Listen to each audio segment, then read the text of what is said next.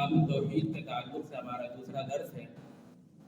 انتہائی عظیم کتاب ہے اور اس میں شرکت کرنے والے تمام افراد کو میں دل کی گہرائیوں سے خوش آمدید کہتا ہوں اور اہلا و سہلا مرحبا کہتا ہوں کہ اس عظیم کتاب کے تعلق سے آپ لوگ آئیں۔ اللہ تعالی ہمارا یہاں آنا قبول فرما لے اور وہ فضیلت ہمیں عطا فرما دے جو نبی صلی اللہ علیہ وسلم نے علم کے تعلق سے ارشاد فرمائی ہے۔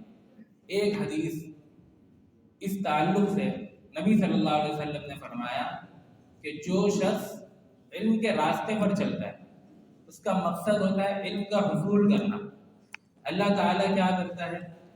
اس کے لیے جنت کا راستہ آسان کر دیتا ہے۔ اب ہمارا یہاں آنا مبارک مسجد میں صرف یہی نہیں کہ ہم یہاں آئے اور بلکہ اس سے کہیں زیادہ ہم یہ سوچیں کہ اللہ تعالیٰ نے ہمارے لیے انشاءاللہ جنت کا راستہ آسان کر دیا۔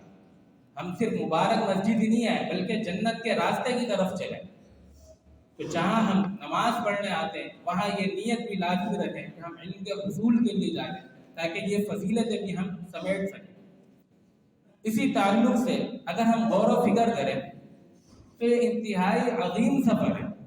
محدثین نے یہ سفر کیا، یہ صحابہ کرام نے سفر کیا، ایک ایک حدیث کی غرض سے صرف یہی نہیں 2 قدم کہ ایک علاقے سے دوسرے علاقے، بلکہ ایک شہر سے دوسرے شہر، ایک بر اعظم سے دوسرے بر اعظم تک کا سفر کیا۔ مقصد کیا تھا؟ صرف حدیث کا علم، قرآن کا علم کا حصول مقصد تھا اور اس کے لیے کئی محنتیں کری۔ وہ ایک طویل موضوع ہے، بلکہ آپ دیکھیں انبیاء موسیٰ علیہ السلام نے علم کے حصول کے لیے سمندر کا سفر کیا اور ایک نبی بھی علم کے حصول کے لیے سفر کر رہا ہے، تو کس قدر عظیم سفر ہے۔ جبکہ بعض علماء کا یہ قول ہے کہ اللہ تعالی اس علم کے سفر کی وجہ سے اس امت کی کئی مصیبتوں کو ٹال دیتا ہے۔ کئی مصیبتیں پریشانیاں امت پر آ رہی ہوتی ہیں لیکن اس سفر کی برکت سے اللہ تعالیٰ ان مصیبتوں کو ٹال دیتا ہے، دور کر دیتا ہے۔ نبی صلی اللہ علیہ وسلم کی ایک اور حدیث علم کے تعلق سے، انما العلم بالتعلم، علم سیکھنے سے آتا ہے، تعلم اس کو حاصل کرنا، اس سے علم آتا ہے۔ بیٹھے بٹھائے علم نہیں آ جاتا کہ ہم یہ سوچیں کہ ہمیں بیٹھے بٹھائے موبائل میں اسکرول کر کے 1-2 چیزیں یہاں وہاں دیکھ کر ہمیں علم آ جائے گا، 2-4 ویڈیوز یہاں سے اٹھا کے وہاں سے دیکھ لی ہمیں علم آ جائے گا۔ علم ایسے نہیں آتا، علم سیکھنے سے آتا ہے اور سیکھنے میں لازمی بات ہے کہ آپ کسی عالم سے سیکھیں۔ کسی ایرے غیرے سے سیکھیں گے تو جہالت سیکھیں گے، علم نہیں سیکھیں گے، شبہات و شبہات آئیں گے۔ تو لہٰذا علم کا حصول علماء سے ہوتا ہے۔ دوسری بات، جب علم سیکھا جاتا ہے اس میں مشقتیں بھی آتی ہیں، اسے بھی برداشت کرنا پڑتا ہے۔ علم ایسے نہیں آ جاتا کہ میں ذرہ برابر کوئی مجھے مشقت نہ ہو اور مجھے علم بھی آ جائے اور یہ ساری فضیلتیں بیٹھے بٹھائے سمیٹ لوں کہ فرشتوں کا پروں کا سایہ کرنا اور دعائیں کرنا، مچھلی کا اپنے سمندر میں دعا کرنا اور ہر مخلوق کا دعا کرنا، یہ ایسے نہیں ہے۔ اس کے لیے کوششیں، محنت ہے۔ ہمارے اندر ایک بہت زیادہ ایک کمی کوتاہی کہ ہم علم سے بہت دور ہیں۔ ہم یہ دیکھتے ہیں کہ ہم ایسی مجلسوں میں جائیں جہاں ایسے دروس سنیں جہاں ہمیں ہنسی مذاق ملے، جہاں ایسی باتیں ہوں کہ ہم ہنسیں اور لطیفے کو ہمیں سنائیں۔ تو ایسا جب کوئی واعظ ہوگا، کوئی خطیب ہوگا، مسجدوں کی مسجدیں بھر جائیں، لیکن جہاں علم کی بات ہوگی، بڑے سے بڑا عالم بیٹھا ہوگا، ہم اٹھ کے چلے جائیں گے کہ ہماری سمجھ نہیں آ رہی یہ بات۔ غور و فکر کریں ہم کس راستے پر جا رہے ہیں۔ تو لہذا توحید کا درس ہم سنیں گے تو کئی چیزیں ایسی آئیں گی جس میں ہمیں سوچنا پڑے گا، دماغ لگانا پڑے گا، صبر کرنا پڑے گا۔ علم پر بھی صبر ہے۔ آپ کا دل نہیں ہوگا بعض اوقات ایک مسئلہ سمجھ نہیں آیا، بہت گہرائی سے اسے سمجھنا پڑ رہا ہے، آپ کو اس پر صبر کرنا پڑے گا، بیٹھنا پڑے گا، اپنے نفس کو مارنا پڑے گا، پھر آپ علم سیکھیں گے، اور پھر جب یہ آپ علم سیکھیں گے تو کئی فتنوں سے محفوظ ہو جائیں گے۔ پھر اگر ہم غور و فکر کریں تو یہ چیزیں اللہ تعالیٰ نے ہمیں سکھائی ہیں، اللہ تعالیٰ نے ہمیں سکھائی ہیں۔ قرآن مجید اٹھائیں، قرآن مجید میں دلائل سکھائیں۔ آج ہمیں اکثر یہ ہوتا ہے کہ ہم کسی کو اگر توحید کی دعوت دے سمجھائیں، ہم الجھ جاتے ہیں کہ ہم اسے سمجھائے کیسے۔ بس ہمیں اتنا پتا ہے کہ ہم نے اپنے والدین کو دیکھا، بڑوں کو دیکھا، ہم اہل حدیث ہیں، بس ہم اس وجہ سے ہم تعویذ نہیں پہنتے، کالا دھاگا نہیں پہنتے، بس یہ وجہ ہمیں پتا ہے۔ لیکن ہم کہ وجہ کیا ہے، اصل وجہ کیا ہے کہ یہ صرف ہماری نجات کے لیے کافی ہے کہ ہم کسی کو یہ بول کر توحید کی طرف دعوت دے سکتے ہیں؟ کیا وہ قبول کرے گا؟ کیوں قبول کرے گا؟ اس کے لیے ضروری ہے کہ آپ اسے دلائل دیں۔ آپ کو دلائل کا علم، قرآن مجید کھولیے، اللہ تعالیٰ ہمیں دلائل سکھا رہا ہے، عقلی دلائل بھی اللہ تعالیٰ ہمیں سکھا رہا ہے۔ مثال کے طور پر ایک دلیل میں پیش کروں، اللہ تعالیٰ نے فرمایا لو کان فیہما آلہۃ الا اللہ لفسدتا۔ اب مشرکین ہیں جو ایک سے زیادہ کئی خداؤں کو مانتے ہیں، اب وہ اگر آپ کو آگے کہیں کہ میں کیوں نہ ایک سے زیادہ خداؤں کو مانتا، ہم کیا بولیں؟ اللہ تعالیٰ کا قرآن پڑھیے، اللہ تعالیٰ سکھا رہا ہے کہ لو کان فیہما آلہۃ الا اللہ لفسدتا۔ اگر ایک سے زیادہ معبود ہوتے تو اس دنیا کا نظام گرم برم ہو جاتا۔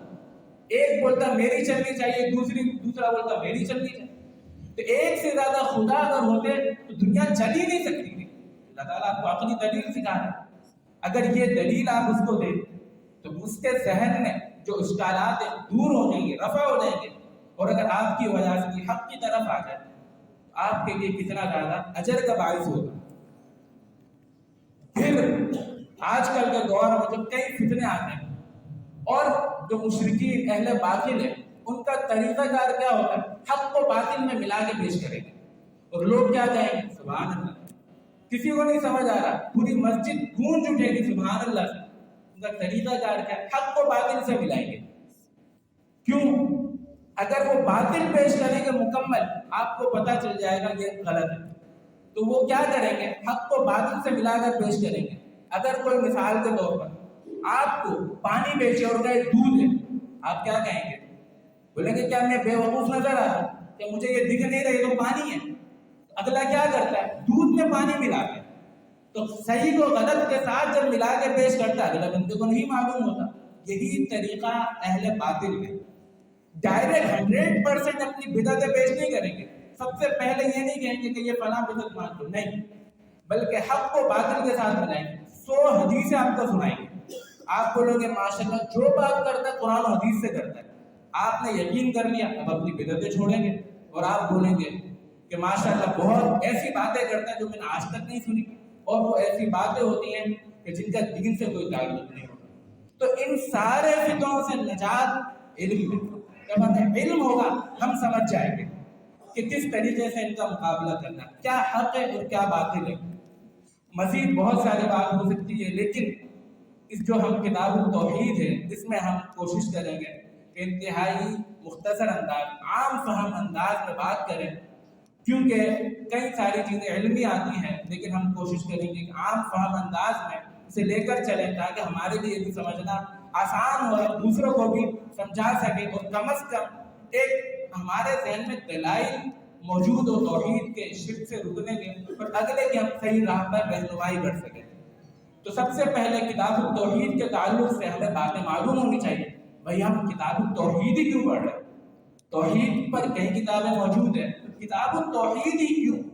امام محمد بن عبد الوہاب کی ہے، جن کی شخصیت پر تو ہم انشاءاللہ آئندہ ہفتے بات کریں گے، لیکن سب سے پہلی بات اس تعلق سے کہ اس کتاب کا پہلے ہمیں نام معلوم ہونا چاہیے کہ اس کا پورا نام کیا ہے، اور اس کیا وجہ ہے ہم نے اسے اختیار کیا، اس پر مختصر بات ہوگی کہ اس کتاب کو جو مکمل نام ہے کتاب التوحید الذی هو حق اللہ علی العبید، توحید کی کتاب۔ توحید کیا ہے؟ الذی هو حق اللہ علی العبید، وہ جو اللہ کا حق ہے اپنے بندوں پر۔ تو کیا مطلب ہوا؟ توحید کی کتاب جو کہ اللہ کا اپنے بندوں پر حق ہے، تو کس قدر ضروری ہے کہ ہم اس کتاب کا علم حاصل کریں۔ پھر اس کے بعد اگر ہم دیکھیں کہ یہ کتاب کب تالیف کی گئی اور جب شیخ محمد بن عبد الوہاب نے اسے تالیف کی ان کی عمر کیا تھی، تو یہ کتاب جو تالیف کی گئی شیخ محمد بن عبد الوہاب نے، ان کی عمر 24 سال تھی، اور بصرہ میں اسے لکھا جب انہوں نے دیکھا علم کے حصول کے لیے وہ بصرہ گئے اور انہوں نے دیکھا کہ بہت سارے لوگ شرک میں بدعات میں پڑے ہوئے، تو انہوں نے کہا کہ ایک ایسی کتاب لکھی جائے کہ جس کی وجہ سے لوگ توحید کی طرف آئے۔ انہوں نے بصرہ میں یہ کتاب لکھی اور ایک اور مقام قریبلا کے مقام پر انہوں نے اس کتاب کا اختتام کیا۔ پھر اس کے بعد اگر ہم غور و فکر کریں تو انہوں نے اس 24 سال میں اس قدر عظیم کتاب لکھی کہ جس کی وجہ سے کئی لوگ صحیح راستے پر آ گئے، کئی لوگوں نے اپنی اصلاح کر لی، اور اس کے علاوہ ہر جگہ ہر زبان میں اس کتاب کا ترجمہ کیا گیا۔ اس سے بھی معلوم ہوتا ہے کہ وہ اپنی جوانی سے کس قدر علم میں پختہ تھے اور کتنے بڑے عالم دین تھے کہ انہوں نے اس عمر میں اس قدر عظیم کتاب لکھی۔ اب اس کے بعد وجہ کیا تھی اس کتاب کو لکھنے کی؟ وجہ یہی تھی کہ انہوں نے دیکھا کہ لوگوں کی اکثریت بدعات میں پڑی ہوئی، شرک میں مبتلا ہے، کوئی قبروں پہ جا رہا ہے اور کوئی غیر اللہ سے مدد مانگ رہا ہے، غیر اللہ کے لیے سجدے کر رہا ہے اور ان کے ساتھ اپنا تعلق بنا رہا ہے، ڈرنا ان سے محبت کرنا۔ تو ان ساری چیزوں کے رد کے لیے، ان ساری چیزوں کی اصلاح کے لیے انہوں نے یہ کتاب لکھی۔ اس کتاب کو اگر ہم دیکھیں کہ یہ کتاب کا طریقہ کار کیا ہے، اس پر بات کیسے ہوگی اور طریقہ کار کس انداز سے اسے لکھا گیا ہے، تو یہ کتاب کا جو تعلق ہے اور اس کتاب کا طریقہ کار ہے، اس کتاب کو انہوں نے چیپٹرز میں تقسیم کیا، ابواب بنائے، 67 ابواب ہے اس میں، اور اگر ہم دیکھیں انتہائی احسن انداز سے درجہ بدرجہ اس کی تدوین کریے، بہت گہرائی سے دقت سے اس کی تدوین کریے اور ترتیب سے اسے لے کر چلیں۔ مثال کے طور پر سب سے پہلے انہوں نے جو باب قائم کیا اس میں وہ بیان کر رہے ہیں توحید کا حکم کیا ہے، توحید کا حکم سیکھنا کیا ہے، کیا فرض ہے یا نہیں ہے، اس پر انہوں نے بات کری ہے۔ پھر اس کی اہمیت بیان کری ہے اور کیا اس کے فضائل ہے، اس تعلق سے بات کری ہے۔ پھر آگے جا کے انہوں نے توحید کے تعلق سے جو دعوت دینی ہے کس طریقے سے دینی ہے، لا الہ الا اللہ کا کیا مطلب ہے اور اس سے کیا کیا مراد ہے، اور پھر اس کے بعد انہوں نے شرک کا رد کیا ہے اور شرک کی کئی چیزیں اس کو بیان کیا ہے، شرک کیا ہے، کیا شرک اس امت میں ہو سکتا ہے، اور شرک کی جو اسباب ہیں انہیں بیان کیا ہے۔ مثال کے طور پر غلو کرنا، علماء یا انبیاء کے مقام میں غلو کرنا، تصویریں بنانا، اور پھر اسی طرح مساجد اور قبروں پر قبے تعمیر کرنا اور قبروں کی تعظیم کرنا، پھر اسی طرح تعویذ لٹکانا اور غیر اللہ کے لیے ذبح کرنا، غیر اللہ سے تبرک، لوگوں سے تبرک کا حصول کرنا، اور انبیاء کرام نے جن جگہوں کا رخ کیا ان جگہوں پر عبادت کرنے لگ جانا، ان جگہوں کی عبادت کرنے لگ جانا، اور شرکیہ جو الفاظ ہے اس بارے میں بتایا ہے، کہانت، نجومی، اس تعلق سے، اور پھر اسی طرح ہواؤں کو گالی دینا یا پھر زمانے کو گالی دینا، بدفعلی، ساری اور اس کے علاوہ کئی موضوعات پر ترتیب سے بیان کیا ہے، اس کے دلائل دیے ہیں۔ اگر ہم ساری چیزوں کو پڑھیں گے تو ہمیں معلوم ہوگا اور ہم مضبوط ہوں گے توحید میں اور اپنے عمل میں۔ اور پھر آخر میں اللہ تعالیٰ کے تعلق سے ایک بات قائم کیا ہے، وما قدر اللہ قدر، لوگوں نے اللہ کی قدر نہیں کری جیسے اس کی قدر کرنے کا حق۔ ایک موحد اللہ کی قدر کرتا ہے جیسے اللہ کی قدر کرنی چاہیے، اور ایک مشرک اللہ کی قدر کبھی نہیں کرتا، اس کے ذہن میں بدگمانیاں ہوتی ہیں تبھی تو وہ شرک کر رہا ہوتا ہے۔ آخر میں انہوں نے یہ بات قائم کر کے بتا دیا کہ اللہ کی قدر کرنے والا حقیقتاً ایک موحد ہی ہوتا ہے، مشرک کبھی بھی اللہ کی قدر نہیں کرتا۔ اور پھر اسی طرح اس کتاب میں اگر ہم دیکھیں کہ اس کتاب کی کس قدر اہمیت ہے، اس سے بھی ہم اندازہ لگا سکتے ہیں کہ کتاب التوحید صرف اور صرف قرآنی آیات اور احادیث اور اس کے ساتھ ساتھ کچھ آثار صحابہ کرام کے، سلف صالحین کے آثار پر، صحابہ اور تابعین کے آثار پر کیا ہے، قرآن آیات پیش کری ہے۔ کتنی آیات ہیں پوری کتاب میں؟ 80 آیات ہیں، 141 احادیث ہیں، اور اس کے علاوہ 57 سلف صالحین کے، صحابہ کرام کے اور تابعین کے آثار پوری کتاب میں ذکر کیے۔ اور پھر اس کے علاوہ ایک اور اہم کام انہوں نے یہ کیا ہے کہ اس پر کچھ مسائل اخذ کیے، قرآن و سنت سے قیمتی مسائل اخذ کیے اور لوگوں کو سمجھایا ہے۔ انہی آیات اور احادیث سے مسائل کا استنباط کیا اپنی علمی دقت سے، اور لوگوں کو کئی مسائل سمجھا دیے، اور ان مسائل کی کئی علماء نے تعریف کری ہے۔ وہ کتنے مسائل اخذ کیے؟ 592، تقریباً 600 مسائل کا استنباط کر کے ذکر کیا۔ جب یہ توحید کی دعوت انہوں نے عام کری، کئی لوگوں نے ان کا رد کرا، کئی لوگ مخالف ہو گئے، اپنے علاقوں سے نکال دیا، لیکن کوئی بھی ایسا نہیں تھا کہ ان کی کتاب کا جواب دے سکے۔ جواب دے تو کس کا دے؟ کہ قرآن آیات کا وہ جواب دے، یا نبی صلی اللہ علیہ وسلم کی احادیث کا جواب دے گا۔ اس کا رد کوئی نہیں کر سکا، کوئی اس کے رد پر کوئی کتاب لا نہیں سکا آج تک۔ لیکن کیا ہے، بس اپنے شبہات اور اپنا تکبر بڑھائی، بس اسی عناد پر اپنے آباء و اجداد کو جو چیزیں دیکھی، بس اسی تکبر کی وجہ سے ان کا رد کر، علمی رد کوئی نہیں کر سکتا۔ تو اس سے بھی اس کتاب کی اہمیت ہمیں واضح ہوتی ہے۔ پھر اس کے ساتھ ساتھ اس کتاب کے تعلق سے کئی علماء کے یہ اقوال ہیں، اس جیسی کوئی کتاب نہیں، نہ اس سے پہلے نہ اس کے بعد، کیونکہ انہوں نے جس انداز سے توحید الوہیت، اللہ کو ایک ماننا اور اللہ کے علاوہ کسی کو معبود نہ ماننا، سب کا رد کرنا، سب کا انکار کرنا، اس تعلق سے تفصیل سے اور جس انداز سے یہ کتاب لکھی ہے، تو ان کا کوئی ثانی نہیں ملتا۔ اور یہ ایک نہیں، کئی علماء نے یہ بات کری ہے کہ اس جیسی کوئی کتاب نہ ان سے پہلے نظر آتی ہے اور نہ ہی ان کے بعد کوئی ایسی کتاب ہے۔ کتاب التوحید لیس لہ نظیر فی الوجود، اس جیسی کوئی کتاب نہیں ہے۔ اور کئی علماء پھر حرمین میں اور اس کے علاوہ پوری دنیا میں مختلف زبانوں میں اس کتاب کا ترجمہ ہوا، اس کتاب کے لیکچرز ہوتے ہیں، اس کتاب کے دروس ہوتے ہیں، اور بڑے بڑے علماء اس کتاب پر انہوں نے کام کیا اور آج بھی کر رہے ہیں۔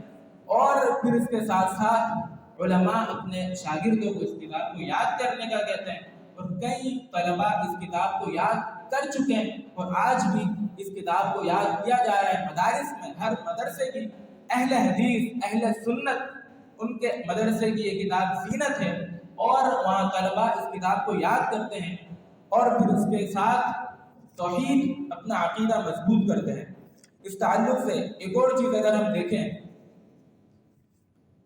کہ یہاں تک کہ عبد الرحمن بن حسن وہ کہتے ہیں فَيَلْزَمُ الْأَمِيرَ أَن يَأْمُرَ عَلَى جَمِيعِ الْمُدَرِّسِينَ وَأَئِمَّةِ الْمَسَاجِدِ بِالْحُضُورِ، کہ ایک امیر پر، ایک حاکم پر لازم ہے کہ وہ حکم دے اور لازم کر دے مساجد میں، مدارس میں اس کتاب کا درس، ہر مسجد میں اس کا درس ہونا چاہیے، اور اس کتاب کی قرأت ہونی چاہیے اور سیکھنا چاہیے۔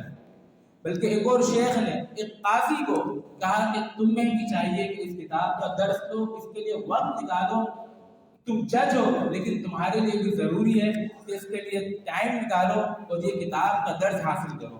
پھر آخر میں اگر ہم دیکھیں جو اس کتاب کی اہمیت ہے، اس کتاب پر کتنا زیادہ کام کیا گیا، بالکل ایک آخری بات کہ اس کتاب کے تعلق سے کس قدر اس پر کام کیا گیا، علماء نے اس پر کیا کیا محنتیں کری، تو اس کی شروحات دیکھی۔